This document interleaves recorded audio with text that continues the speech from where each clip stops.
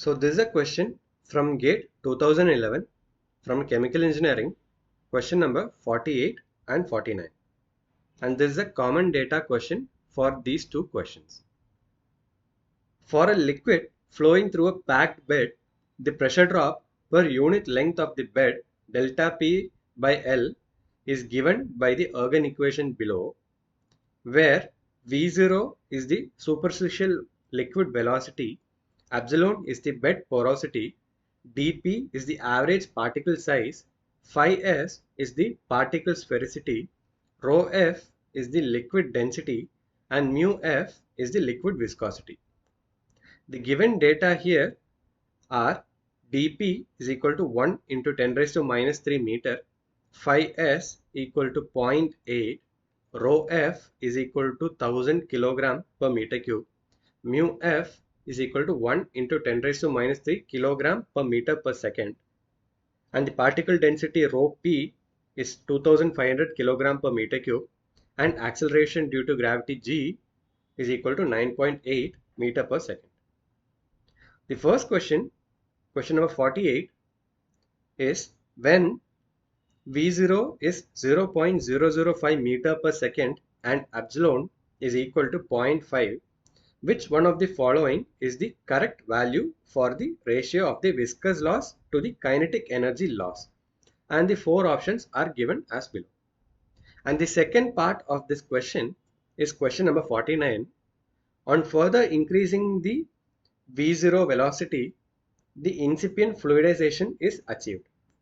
Assuming that the porosity of the bed remains unaltered, the pressure drop per unit length in Pascal per meter under the incipient fluidization condition is dash, and the four options are given as below.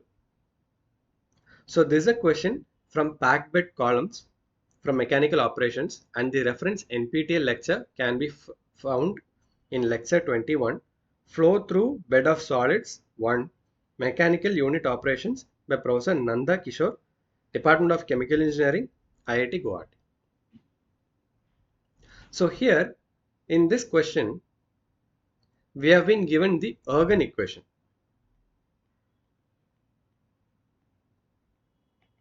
and this is one form of the Ergun equation here. And let us try to first deal with the first part of the question, which is question number 48. And in question number 48, we need to find the ratio of the viscous loss to kinetic energy loss. So here this Ergun equation is basically this sum of the viscous energy loss to the kinetic energy loss, or in other words, this term represents the viscous energy loss and the second term represents the kinetic energy loss.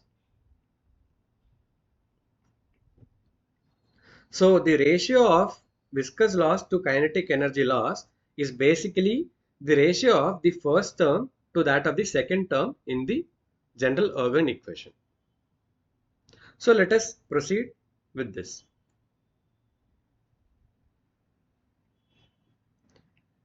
Viscous loss by kinetic loss will be equal to 150 mu f V0 into 1 minus epsilon the whole square by phi s dP the whole square into epsilon cube, the whole by 1.75 rho f V0 square to 1 minus epsilon by phi s dP epsilon cube. Now in this equation we can cancel a lot of terms. So the epsilon cube gets cancelled, 1 minus epsilon and one of this gets cancelled, phi s dP and the square term will get cancelled, And finally, we can write this ratio term as 150 to mu into 1 minus epsilon by 1.75 rho f v0 phi s dp, because this v0 and this square term also gets cancelled. So we have the ratio like this. Now all we have to do is just substitute all the values that's been given to us in this right hand side to find the ratio of the viscous loss to kinetic energy loss. So viscous loss by kinetic energy loss will be equal to 150 into mu f, and mu f, the viscosity, is given as 1.1 into 10 raised to minus 3. So 1 into 10 raised to minus 3 into 1 minus the porosity here is given here as 0.5 by 1.75 into rho f, which is the density of the fluid, and that is given as 1000 into v0, which is given in the question 48 as 0.005 meter per second, into phi s, which is the sphericity, and that is given as 0.8, and dp, which is the diameter of the particle, and that is given as 1 into 10 raised to minus 3. So we have all the values that is required to find our required answer. Now all we have to do is multiply and divide these values, and finally we'll get viscous loss to kinetic energy loss ratio as 10.71. So in question number 48, out of these 4 options, the right option for this question is option C, 10.71, or we can say the ratio of viscous loss to the kinetic energy loss is 10.71 in this situation.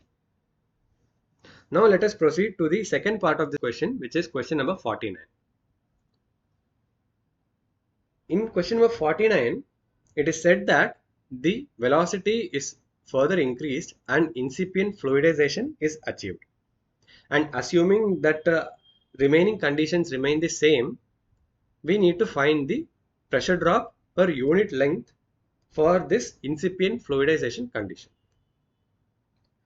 Now for that, we have the equation for the incipient fluidization, which is given by delta P by L is equal to rho P minus rho F into 1 minus epsilon into G.